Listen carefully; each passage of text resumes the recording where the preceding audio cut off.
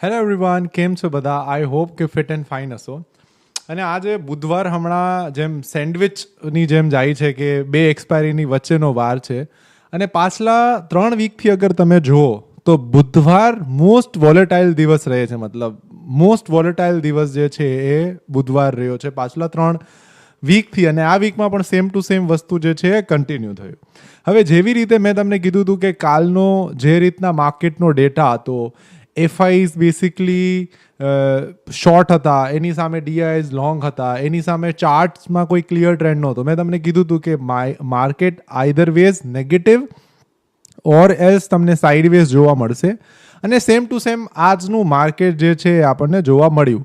હવે મારું ઓવરઓલ જે કન્ટિન્યુઅસ પીએનએલ ચાલે છે, આજે થોડુંક પ્રોફિટ જે છે બુક કરેલું, તો ટોટલ 1,26,000 સમથિંગનો જે છે ઓવરઓલ પ્રોફિટ છે. રાઈટ, હવે એ આજ કાલે ખબર પડશે કે કેટલું બુક થયું છે એમાંથી. હવે વાત કરીએ સૌથી પહેલાં તો પ્રાઇસ એક્શનની. જેવી રીતે મેં તમને કીધું હતું કે માર્કેટ મે બી ઓપન થશે આ ઓપન હાઈલોની વચ્ચે, એના પછી મે બી થોડુંક ઉપર જવાની શક્યતા છે. અને પછી પહેલાં તો તમને ટ્રેપ કરશે. રાઈટ, એટલે ઓપન થયું, ઉપર ગયું, એટલે ત્યાં શું કરે કે વધારે ને વધારે રિટેલ ટ્રેડર્સ જે છે એ એન્ટર થાય. કારણ કે ઓપન થયું છે, સામેવાળા માણસને કેવું છે કે ભાઈ અહીંથી માર્કેટ ઉપર જશે, બુલિશનેસ છે, એક સ્ટ્રોંગ કેન્ડલ દેખાડી. હવે આ શું હોઈ શકે પહેલાં એ પણ જુઓ. અહીંયા જે લોકોએ શોર્ટ કર્યું એને અહીંયા વેચી પણ દીધું, પોતાની પોઝિશન એક્ઝિટ કરેલી, એ પણ હોઈ શકે. અથવા તો રાઈટ, લોકોને ટ્રેપ કરવા માટે આ એક બુલિશ સુપર બુલિશ કેન્ડલ જે છે એ ફોર્મ થઈ. રિટેલ લોકો ટ્રેપ થયા, ત્યાંથી માર્કેટ જે છે ગિરવાનું સ્ટાર્ટ થઈ ગયું.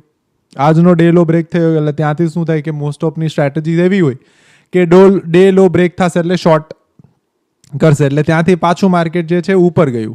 અને પાછું માર્કેટ જે છે એ ક્લોઝ થયું નેગેટિવમાં અરાઉન્ડ 25,023 ઉપર. નિફ્ટીની કમ્પેરિઝનમાં બેંક નિફ્ટી જોઈએ તો વધારે પડેલું છે. રાઈટ, ચાર્ટ ઉપર એટલું બધું નહીં લાગે, કારણ કે નિફ્ટી સવારના પહેલાં ઉપર ગયેલું હતું ને પછી નીચે આવેલું હતું. રાઈટ, બેંક નિફ્ટી પહેલી જ કેન્ડલ નાનીકડી ગ્રીન બનાવીને પછી પડવાનું સ્ટાર્ટ કરી દીધું. પણ આ કોઈ કરેક્શન નથી કે નથી, ટ્રેન્ડ જે છે એ ચેન્જ થયો.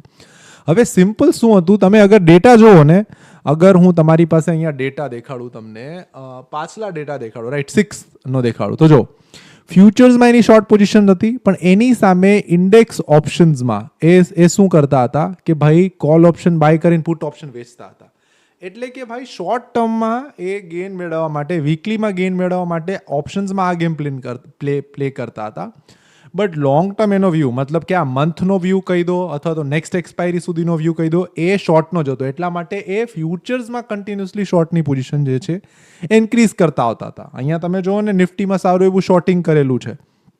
રાઈટ, તો એ આ બધો ડેટા ડિટેલમાં જોવાથી છે ને તમને ખબર પડે. હવે આજે પાછું 8 ઓક્ટોબર છે. આજે પણ જો ઇન્ડેક્સ ફ્યુચરમાં શોર્ટ કરેલું, અહીંયા મિડ કેપમાં થોડુંક વધારે કરેલું છે, બાકી માઇલ્ડ બેરિશ છે. બેંક નિફ્ટીમાં હજી પણ બુલિશ છે, જેમ મેં તમને કાલે જ કીધું હતું કે માઇટ બી બેંક નિફ્ટી જે છે હજી પણ બુલિશ ટેરેટરીમાં છે. બેંક નિફ્ટીમાં કોઈ રોંગ ન્યૂઝ નથી, everything is perfect and fine. Stock futures again negative. Index ફ્યુચર્સમાં તમે જો શું કર્યું છે, કોલ ઓપ્શન પણ શોર્ટ કર્યા છે, પુટ ઓપ્શન પણ શોર્ટ કર્યા છે. મતલબ આ રેર કેસ છે કે કોલ પુટ બંને શોર્ટ કર્યા છે. ઇટ મીન્સ હવે તો એફઆઈઝનો વ્યૂ કાયદેસર જે છે એ સાઇડવેઝનો છે, તમે અહીંથી કરી શકો. અને અહીંયા 81 કરોડ બાય કરી દીધા, એટલે લોકોને શું થાય કે હજી એફઆઈઝનો વ્યૂ પોઝિટિવ જ છે. બટ રિયલમાં ફ્યુચર્સ ઓપ્શનનો ડેટા જે છે વધારે મેટર કરે છે.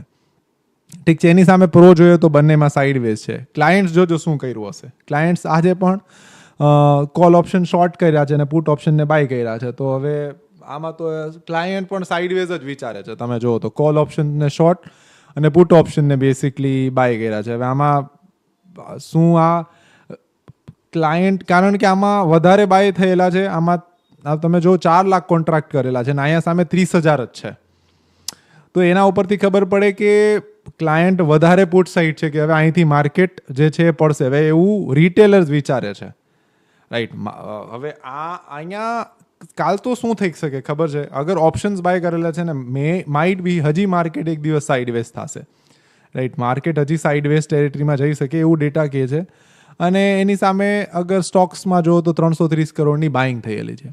થોડું ઓપન ઇન્ટરેસ્ટનો ડેટા જોઈએ. હવે તમે જો કોલ રાઇટર્સ આવ્યા છે પાછા, મતલબ એફઆઈઝે એડ કરેલા છે કોલ, જે પહેલાં અહીંયા 25,000ની સ્ટ્રાઇક પ્રાઇસ ઉપર, રાઈટ, આપણે જે 25,000ની સ્ટ્રાઇક પ્રાઇસ ઉપર તમને maximum number of put writers જોવા મળતા અને 25,200ની સ્ટ્રાઇક પ્રાઇસ ઉપર તમે મેક્સિમમ, એ હવે તમે જો શું થયું કે 25,100 ઉપર પણ ઓપન ઇન્ટરેસ્ટ ઇન્ક્રીઝ થયું, રાઈટ. ત્યાં પણ તમે અગર જુઓ તો 65 લાખ છે ને કોલ રાઇટર્સ છે અને 12 લાખ જે છે એ પુટ રાઇટર્સ છે અહીંયા. એની સામે જે આ 25,000 હતું એ ચેન્જ ઇન હોય કેટલું બધું થઈ અને એ શિફ્ટ થઈ ગયું 24,900માં, રાઈટ. એટલે એનાથી થોડી ખબર પડી કે ભાઈ બુલ્સ જે છે એ થોડાક વીક થયા છે અહીંયા, રાઈટ. ત્યાં તો એફઆઈઝે જ પોતાની પોઝિશન જે શિફ્ટ કરી છે અહીંયાથી અહીંયા. તો એક તો એ છે, પ્લસમાં પુટકોલ રેશિયો જે આવી ગયો 0.6 ઉપરથી. અહીંથી ખબર પડે કે માર્કેટમાં સિનારીઓ જે છે એ નેગેટિવ છે, રાઈટ. 0.8ની નીચે છે આપણે. અને હવે એની સાથે એડવાન્સ ડિક્લાઇન જોઈએ તો એ પણ નેગેટિવ જ છે. તો હવે બધા જ આપણા જે ટેકનિકલ ઇન્ડિકેટર્સ નહીં પણ જે આપણા સેન્ટિમેન્ટલ અને જે આપણા ડેટાના ઇન્ડિકેટર્સ છે એ નેગેટિવ કહી રહ્યા છે. હવે નેગેટિવ છે એકચ્યુઅલમાં છે કે નહીં, કારણ કે નેગેટિવ ડાયરેક્ટ નહીં થશે, કારણ કે રિટેલ ટ્રેડર્સે પણ સારા એવા પુટ ઓપ્શનને જે છે બાય કરેલા છે. તો જ્યારે રિટેલ આવી કંઈક પોઝિશન બનાવે ત્યારે જલ્દી માર્કેટ પડે નહીં, એ આપણે ધ્યાનમાં રાખવું. હવે શું કરવાનું, આ કેન્ડલ જે છે આજે બનેલી છે એનો લો આપણે એઝ અ બેન્ચમાર્ક લઈએ, અને કારણ કે આ 25,000ની સ્ટ્રાઇક પ્રાઇસ છે, મેક ઓર બ્રેક લેવલ છે, રાઈટ. ઘડીક વારમાં તૂટશે નહીં, રાઈટ. અને આપણા માટે જે મેઇન ઇમ્પોર્ટન્ટ છે એ તો આ છે કે ભાઈ 24,900 તૂટી જાય તો તમને માર્કેટ 24,600 સુધી જોવા મળશે. પણ જ્યાં સુધી મને લાગે છે ત્યાં સુધી માર્કેટ હજુ પણ એક દિવસ જે છે સાઇડવેઝ રહેશે. કાલના દિવસમાં જે રીતનો ચાર્ટ છે, જે રીતનો ડેટા છે, મને નથી લાગતું કે માર્કેટ જે છે એ સાઇડવેઝ રહી શકે કાલના દિવસમાં. તો સોરી, પોઝિટિવ થઈ શકે કાલના દિવસમાં, કે હેવી નેગેટિવ થઈ શકે. એટલું ઉપર નીચે તો થતું જ હોય જનરલી, 0.3 0.4 તો એટલું ઉપર નીચે થઈ શકે એમ છે, રાઈટ. તો મારો વ્યૂ કાલનો સાઇડવેઝ રહેશે. જે રીતનો આખો ડેટા છે, બેંક નિફ્ટીમાં પણ જોઈએ તો ઇનડિસિઝિવનેસ કેન્ડલ છે, નિફ્ટીમાં પણ જોઈએ તો એક રીતે ઇનડિસિઝિવનેસ કેન્ડલ જ બનાવેલી છે, રાઈટ. કોઈ પોઝિટિવ એટલી બધી કેન્ડલ જે છે બનાવેલી નથી. અને એની સામે એફઆઈઝનો ડેટા પણ કમ્પેર કરો તો બંને સાઈડની પોઝિશન જે છે ઓપ્શન સેલિંગમાં ને એમાં, રાઈટ. તો આ બેસિકલી મારો આજનો વ્યૂ છે.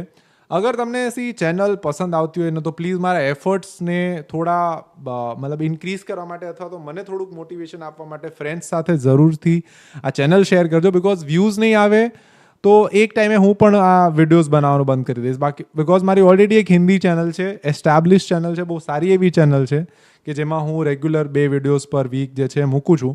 આ મારા માટે એક અલગથી મહેનત છે કે જેમાં એવરીડે મારે મહેનત કરીને વિડીયોઝ જે છે શૂટ કરવા પડે છે.